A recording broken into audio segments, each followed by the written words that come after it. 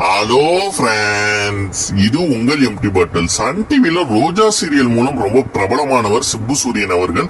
ரோஜா serial மூலம் அவருக்கு ஒரு பெரிய ரசிகர் படையே உருவாச்சு அப்படின்னு சொல்லலாம். இன்னமுமே அவர் பெருசா சீரியல் நடிக்கலைனாலும் அந்த ரோஜா சீரியலுடைய ஹிட் சக்சஸ்னால சோசியல் மீடியால அவருக்கு ஒரு பெரும் ரசிகர் படையே இருக்கு. ரோஜா சீரியலுக்கு அப்புறம் விஜய் டிவில பாரதி கண்ணம்மா 2 அப்படிங்கிற ஒரு சீரியல் பார்ட் 2 சீரியல்ல நடிச்சாரு. அந்த சீரியலுக்கு போதுமான வரவேற்பு இல்ல. அந்த சீரியலும் கிட்டத்தட்ட ஒரு 8 மாதம் ஒரு 200-250 எபிசோட்குள்ளாரியே அந்த சீரியலை முடிச்சிட்டாங்க, வரவேற்பு இல்லாத காரணத்தினால.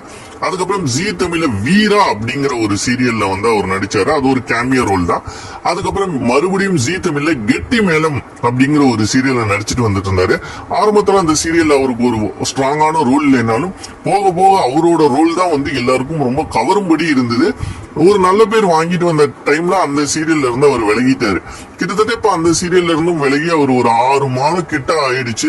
சோ அடுத்த சிம்பு சூரியன் என்ன பண்ண போறாரு, என்ன சீரியல் பண்ண போறாரு அப்படின்னு ரசிகர்கள் தொடர்ந்து ஒரு ஆர்வத்தோடயே இருக்காங்க.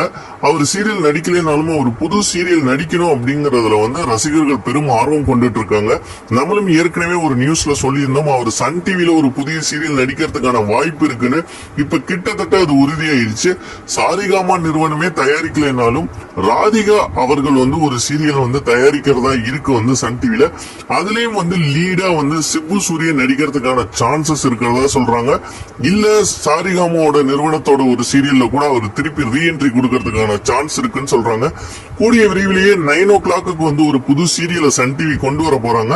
அந்த சீரியல்ல சிம்பு சூரியன் தான் ஹீரோவா நடிக்க போறதா கிட்டத்தட்ட உறுதியான ஒரு தகவல் இருக்கு. பட் இதுக்கு நம்ம அபிஷியலா பொறுத்திருந்துதான் பார்க்கணும். திரும்பவும் சன் டிவிக்கு சிம்பு சூரியன் வந்தா அது உங்களுக்கு சந்தோஷமான செய்தியா அப்படிங்கறத மறக்காம கமெண்ட் செக்ஷன்ல கமெண்ட் பண்ணுங்க. வீடியோ மறக்காம லைக் பண்ணுங்க, ஷேர் பண்ணுங்க, கமெண்ட் பண்ணுங்க. நம்ம சேனல் சப்ஸ்கிரைப் பண்ணுங்க. நன்றி.